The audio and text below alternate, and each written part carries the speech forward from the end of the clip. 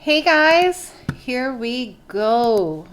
We're going to talk about avoiding burnout because who couldn't use a little more burnout, turn away energy in their life, especially right now. So let's just go through my day for a minute, shall we? So, yesterday at this time, I was handed the manuscript for my book that is, oh wait, before I forget, go, if you're following me on YouTube right now, hit the bell so that every time I come on and I go live, you have nothing better to do than to follow me on YouTube and get an alert on your phone. Go ahead and hit the bell and follow me on YouTube if you're watching this on YouTube. Okay, I did my homework.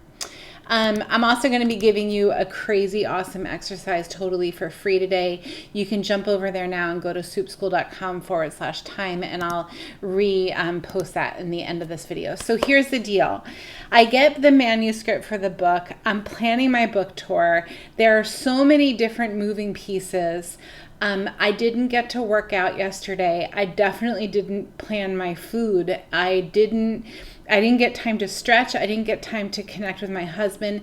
There are so many good things happening, but it's still a lot of good things happening. And when I finally got home last night, I had to do one more review of the manuscript before I sent the final to my publisher. And I had nothing left, like nothing left. And this morning I woke up and I said, okay, how am I going to do it differently today? And you guys, I'm literally 21 years in practice. I've been at this for a long time. This is not my first rodeo. And you know what? I still need to regroup on a regular basis, if not a daily basis. And regrouping for me looks like planning how I'm gonna nurture my body, planning how I'm gonna move my body each day, planning, like taking a to-do list for the day and being ready to go. Like blank sheet. I have these blank sheets everywhere, all over the place, right? How good does that feel just looking at that? Look at this. And then look at this and look at the potential of creating a list for yourself so that by the end of the day, you cross off as you go, which really feels good. You know that. And you're not fried. You're not spent. And here's the deal. If I choose to not do these things, I'm heading fast towards burnout. If I catch myself quickly and course correct, or my new favorite word, pivot, then I'm good. And what I did this morning is I pivoted really hard because yesterday didn't work. Yesterday was crazy. And I'm going to have crazy days because frankly, I'm crazy. My life is crazy. My world is crazy. My practice is crazy. There are babies like springing up all over the place in my practice right now. And it makes me really busy with things that I love to do, but still busy. So how do I avoid burnout? I take a deep breath. Let's do it together. I make sure that I lean on the systems that I am sure, and I'm sure because of the experience that I've had, work for me. And as long as I can lean on my systems, like for example, using my Franklin Covey every day, writing out my list, every day for me, this is what works for me, putting my nutrition in my phone. Every day, centering my day around my workout. Every day, making sure that I mentally, emotionally, and spiritually prepare for serving my people that day. Every day, making sure that I follow my to-do list and I do each thing. Then I'm usually pretty good, unless a big storm hits.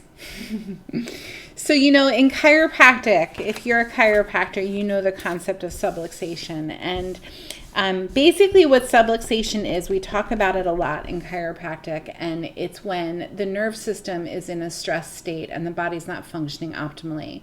And different chiropractors have different ways of finding subluxation, addressing subluxation, helping the body to integrate subluxation, and some would differ with that even, right? This is a hot topic in chiropractic. When I was learning the concepts of subluxation, thank you, Sue Brown, for teaching me subluxation concepts that made sense to my brain and my body for that matter. I learned that we can have these layers of subluxation, multiple layers of tension stored in our nerve system, in our physiology, and we can integrate these subluxation patterns to go to a state of chaos. That's what the integration process usually looks like, even if it's for a second, if it's for a year, if it's for a decade. There's an integration process. There's a process of active movement, right? We move it all around, we get it going, and then it settles at a new rhythm. It settles at a new vibration. This is any tension pattern in the body, and in my understanding, any tension pattern in life. So the more flexible and dynamic the system is, and guys, this is a little bit of geeking out on you. The more flexible and dynamic the system is, the better able the system is to integrate those forces, to create those patterns, and to learn and heal and evolve from them, right? That to me is chiropractic in a nutshell. How well do I store tension and how well do I release it and integrate it so that I can optimize my innate expression on this planet as Dr. Jody Dinnerman? That's who I am. So when push comes to shove and I'm stressed, the flexibility in my physiology and in my energy and in my emotions, it tightens just a bit, right? It's kind of like tightening the cord on the string on the guitar, right? It tightens, it tightens, it tightens. It makes a much louder, crisper sound when you pluck that guitar, when you introduce a force, and the vibration moves through really fast, right? So when I'm tightly wound and I'm not doing the things that loosen me up and keep me chill, reaction time is a lot quicker, right? I'm a lot more likely to snap and to react. And I don't feel at the top of my game. That, my friends, is heading towards burnout. And I don't want to see that for anybody. So the trick to it is to organize our time. And the way that we organize the time is, in my world, we use what's called a time map. And there's your gift. So soupschool.com/time. If you go to that URL, it's going to send you to a landing page that's going to give you my lesson that I hold in Soup School on time, and I find it very helpful. If you're one of my students already in Soup School, what is Soup School? Let's go there. So Soup School is an online finishing school for practitioners who run wellness practices, who either want to automate what their staff is doing to push their talent forward, or who don't want staff and want to automate their front desk solutions. And we give you everything from soup to nuts, no pun intended. Marketing skills, organization skills, preparation skills, automation skills, communication skills, all of the templates and all of the things that you need, it's all in Soup School. So when you get to school and you're one of my students, you know how important and how crucial this time map is. Guys, do the time map exercise. Go grab it. It's free. There's no strings attached, right? We're playing the guitar. There's no strings attached. Grab the time map. The other thing I'm going to suggest that you do is I do a completely I do a completely free training for my community, and you're part of my community if you're watching me today, now, or whether you're in YouTube land in a month from now or you're watching me live. Hi, thanks for being here. So go to stafflesspracticetraining.com and grab my free training. It is an hour long, and there is so much content in there to teach you how to automate your practice systems.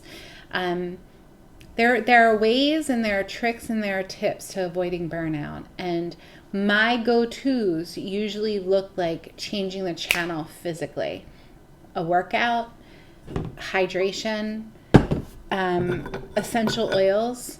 These are the tools that I use. These are the tools that I literally grew up on, and I've just learned to use them over the years. The more I become I'm going to call myself a mature practitioner, the more I just innately lean on these tools. I take deep breath breaks. I drink lots of water while I'm serving. I stick to my Franklin Covey system. I make sure my workout is at the center of my day and everything else falls around that. I make sure I have time with the people who matter most to me. I make sure I get adjusted every week. I make sure that I stay connected. This is so important. Are you guys listening? If you hear me say nothing else today, I want you to hear me say this, okay? I stay connected with people who know more than I do. It humbles me. I stay connected to people who make me feel like I've got a lot to learn. And there's always somebody who's further down the road or in a different place on the road than you are. Stay connected to people who know more than you. Have mentors in your life regularly. I just got off an 1.5 hour long meeting with a potential partner. We do these partner trainings.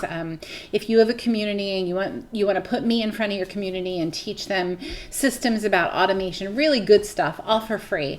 That's a partner training. And I just had a really powerful call with somebody who is one of my mentors. And I listened to this dude speak and I'm like, oh my God, I have so much to learn. There's so much to learn. It is never ending. So stick around those people who make you feel like, oh my God, I have so much to learn. But also make sure, I mentioned Sue Brown earlier. She's been on my mind and in my heart a lot lately. She's always with me. And the gift that she gave me was the gift of believing that I had what it takes to be great. And she did it with one look in 1 second. She looked at me while I was palpating somebody on the table who we were learning with. And she looked over at me and she winked at me and she said, "You got mad skills." And I don't even think I had graduated chiropractic school yet. I certainly didn't trust my hands. I certainly didn't know what the hell I was doing. But she looked at me, she winked at me, and she told me, "You got mad skills." I will never forget her saying that to me. I will never forget what it did to my physiology to have somebody who I have up here tell me that I've got what it takes. It was, how many words is that? "You've got mad skills." It was 4 words that changed my life and made me believe that I could do something great. I could be something great. And I've been chasing that ever since, right? Make sure you have people in your world, please hear me say this, who make you feel like and who give you the hope that you too can do something great. You too can be something great. And listen up, you guys. If you don't have that person, reach out to me. I'll tell you how awesome you are. I'm really good at looking at people who I don't even know and watching you do your thing for 10 minutes and tell you all of the things that I love about how you did it. Because each one of us has a unique gift, right? So those gifts need to be celebrated. Those gifts also need to be challenged. And these are the things that we do to avoid burnout, because who wants to have a burnt out practitioner? Who wants to have a burnt out therapist or a burnt out chiropractor? Yuck. Ooh. Who wants to have a burnout MD take care of them and treat their whatever it is that they have going on? It's just not good. It's just not good, and you're too good for it. So go to stafflesspracticetraining.com, grab my free training. Let me know if you have any questions. I'm loving you guys from here. A lot of questions are coming in about when the book is coming out. It should be on sale on Amazon and Barnes & Noble and all of those things. I'm going to say the second week of August. And that's the week that we're doing our book tour. The book is called Staffless, Front Desk Solutions for the Solo Practitioner. And thanks for listening, you guys. I hope you have a fantastic day, and I'll see you next week for Practice Practicals.